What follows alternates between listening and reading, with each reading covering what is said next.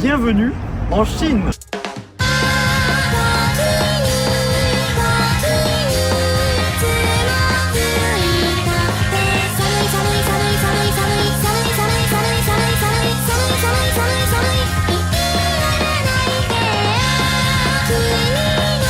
Donc comme je vous ai dit, on se retrouve vraiment dans un des plus grands malls d'Asie. Alors je vous assure, on a tellement de choses à voir aujourd'hui, je ne sais même pas par où commencer. Alors évidemment, c'est un petit peu ma première vidéo. Bon, j'ai également une autre chaîne YouTube que je vous mettrai d'ailleurs dans les commentaires. Je viens d'arriver en Chine tout simplement pour faire un échange universitaire.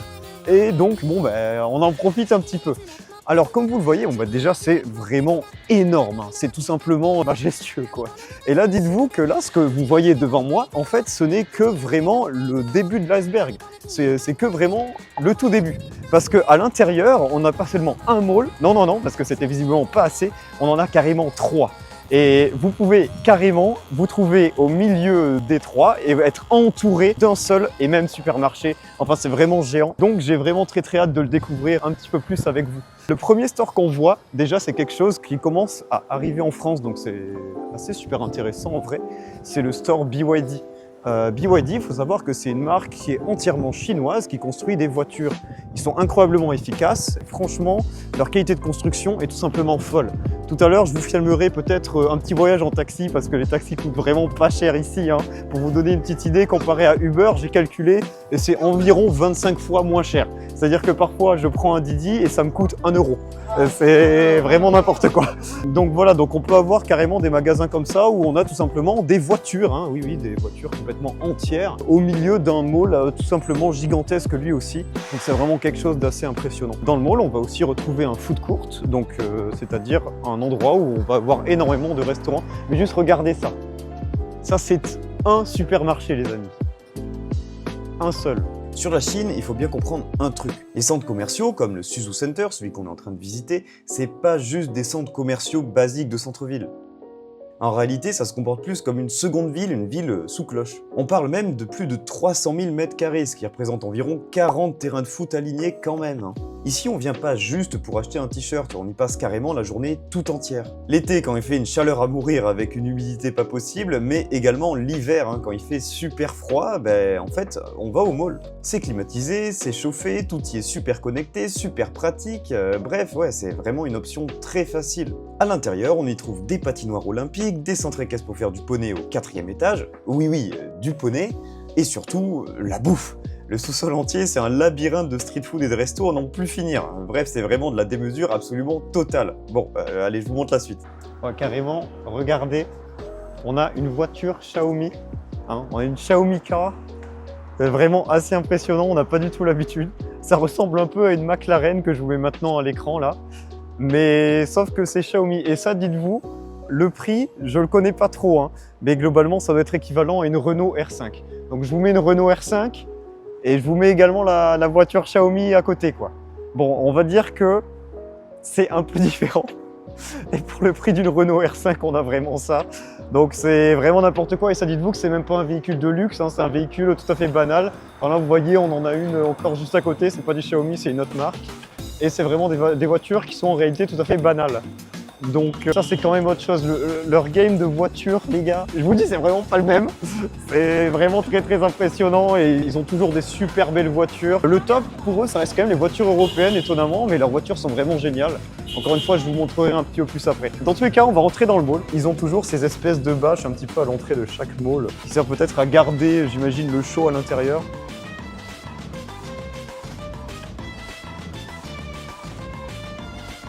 On a déjà pas mal d'étages, mais vous allez voir, là, c'est petit. On se trouve actuellement dans une des zones qui vont être peut-être un peu petites du magasin. C'est même pas vraiment une grande zone. Là, c'est juste normal, vous voyez, il n'y a pas grand-chose en soi. Regardez juste le sol, à quel point tout est propre. Je me vois à l'intérieur, littéralement. Les mecs en Chine, ils ont déjà débloqué le ray tracing. Les mecs ont débloqué le ray tracing dans la vie réelle, et c'est quand même plutôt sympa. Et là, on a juste un seul côté du mall.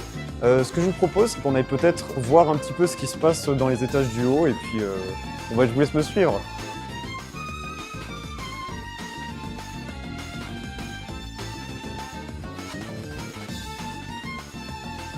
c'est impressionnant comme il n'y a jamais personne. C'est fou parce qu'ils ont des énormes malls qui sont bien souvent assez vides.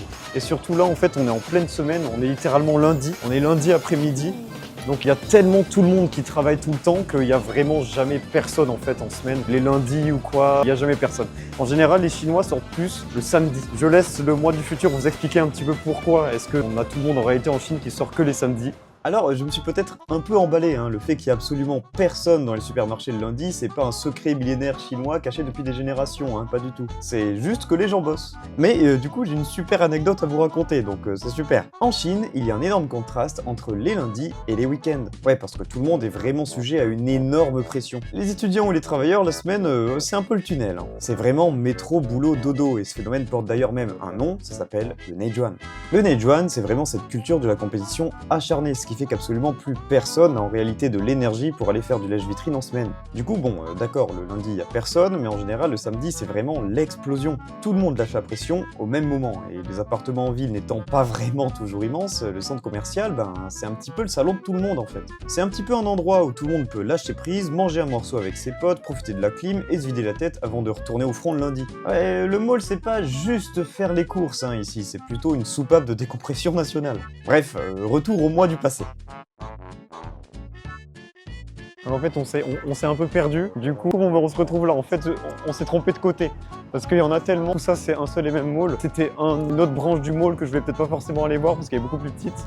Mais là, vous allez voir à quel point c'est grand. C'est assez impressionnant quand même. Wow, c'est incroyable comment c'est clean. C'est ultra propre, regardez ça. C'est dingue. Et encore là, vous vous dites, bon, d'accord, en fait, ça continue comme ça, peut-être pendant pas mal de temps, etc. Mais vraiment, en fait, non seulement ça continue comme ça sur beaucoup de temps, mais en plus de ça, on a carrément, je crois qu'il y a 6 ou 7 étages. Je tiens à dire, je ne suis pas à Shanghai, je suis dans une ville qui s'appelle Suzhou, c'est écrit Suzhou. Et donc voilà, c'est même pas une ville majeure. Regardez ça. Regardez ça.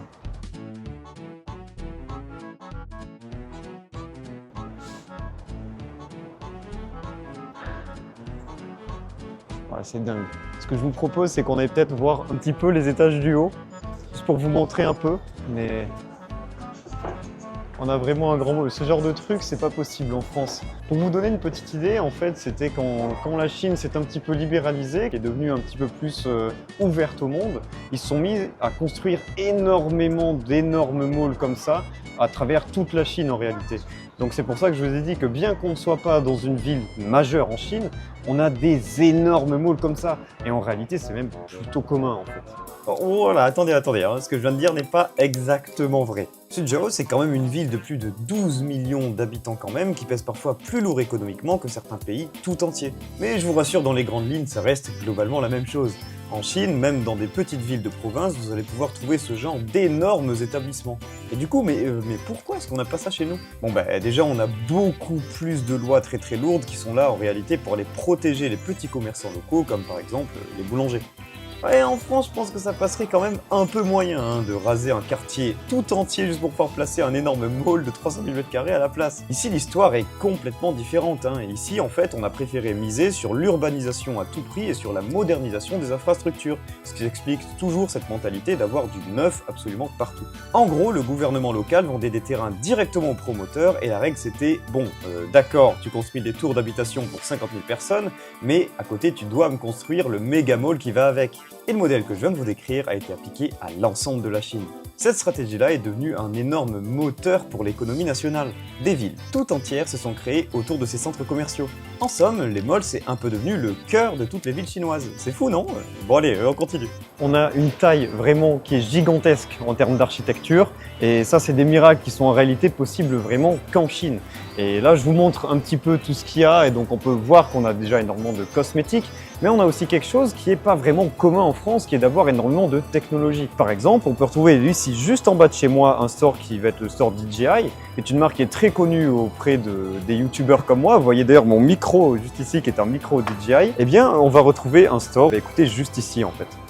Donc la Chine est un pays qui est extrêmement technologique. Ce genre de technologies sont en réalité présentes partout, jusque dans les téléphones de tout le monde. Par exemple, là, je vais peut-être vous montrer quelque chose d'assez incroyable, hein, qui va être quelque chose où on va pouvoir manger, boire, etc. Vous allez voir les prix, vous allez absolument halluciner. Pour la petite référence, 8 yuan, ça fait 1 euro. Je vous préviens, ici on peut manger pour, allez, 2 euros. Vous pouvez trouver un truc qui est absolument délicieux, ce qui est vraiment impensable en France. En France, qu'est-ce que vous pouvez avoir? Vous allez payer 8-10 euros pour quoi? Un tacos rempli de frites bas de gamme et de fromage nul. Non, non, ici, vous allez vraiment avoir quelque chose qui va être fait maison et qui va être très bon. Et même dans ce genre de mall, d'ailleurs, en général, plutôt commun, encore une fois. Donc on a énormément de particularités. J'ai énormément de choses à vous montrer dans ce mall. Vraiment, j'ai hâte que vous voyez ça.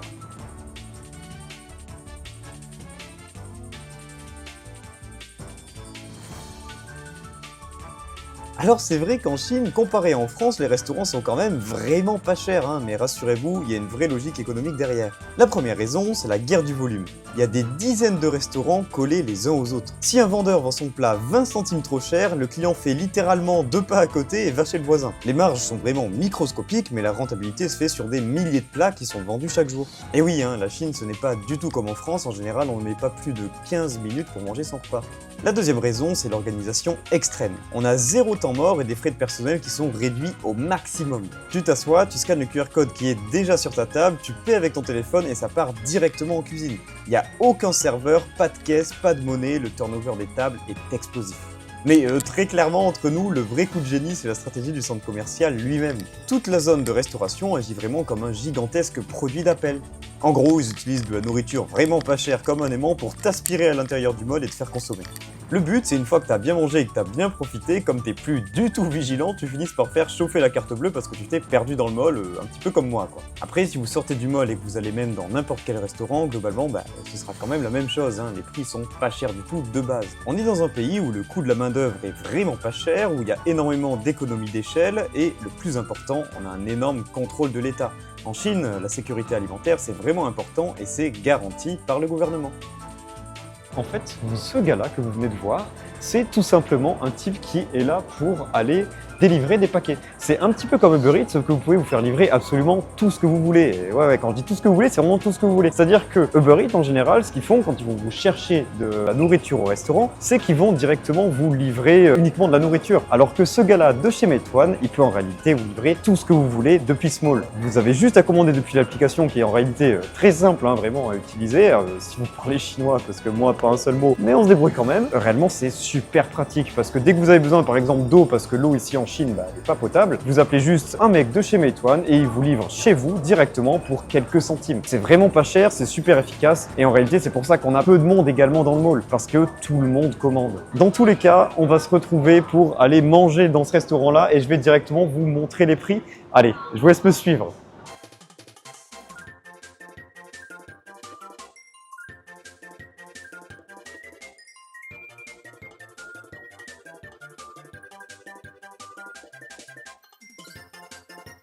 Alors, comme vous le voyez, on vient tout juste de s'asseoir, on a déjà des gens qui nous servent, etc., des petits apéritifs. C'est en réalité plutôt commun en Chine dans des restaurants comme celui-ci. Ici, on n'a pas de carte. On n'a pas de carte, on n'a pas vraiment de serveur, mais en fait, tout se fait à partir du téléphone. Vous pouvez voir qu'on a un QR code qui va se trouver juste ici. Vous avez juste à le scanner, ça va vous ouvrir directement une application sur votre téléphone que vous n'avez pas besoin de télécharger et vous pourrez tout commander à partir de là.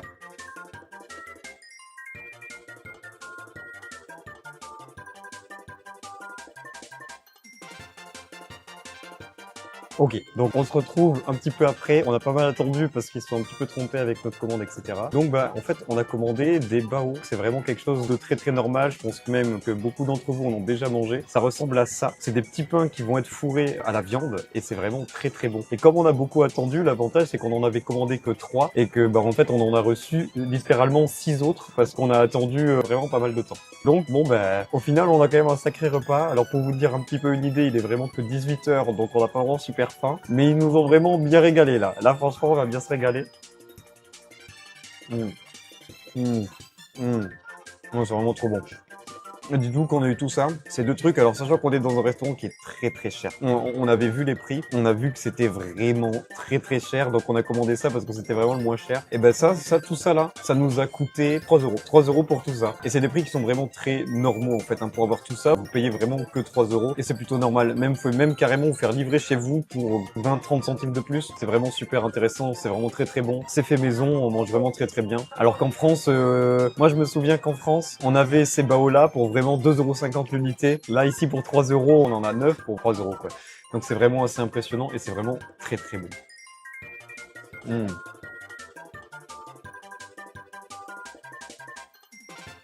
Alors, on a mangé, c'était très bon. J'ai pas pu filmer une interaction, mais on a eu deux Chinoises qui du coup se sont intéressées à nous parce que justement, ils ont tellement pas l'habitude de voir des étrangers qu'on se fait littéralement prendre en photo par des gens. Alors là, voilà. Là, ici, je trouve que c'est quelque chose d'absolument magnifique. Regardez, la Chine, mes amis. Je rappelle, petit rappel que la France envoie des aides au développement à la Chine, hein. Mais regardez, est-ce qu'ils en ont besoin? Est-ce qu'ils en ont besoin? Je ne sais pas. Non mais c'est quand même vraiment magnifique. Bah, j'ai continué de parler un petit peu ici alors, hein. Je pense que ça ne sera pas déplaisant.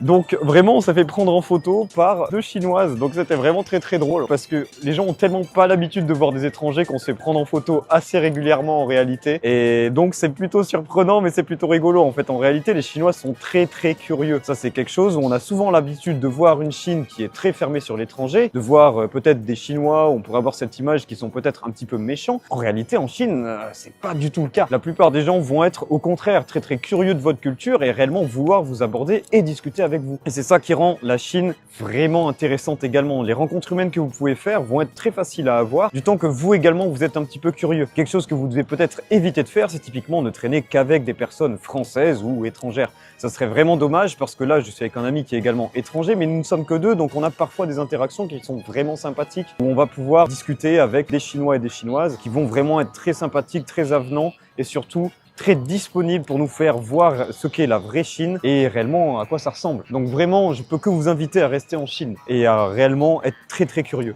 Mais regardez ça, c'est vraiment magnifique. Et ici, on est dans un pays qui coûte pas cher. On dirait qu'on est à New York, mais en réalité, ici, tout coûte vraiment rien du tout. Tout est pas cher du tout. Pour vous donner une idée, mon logement, je ne le paye que 250 € par mois. Oui, hein, vraiment que 250 € par mois.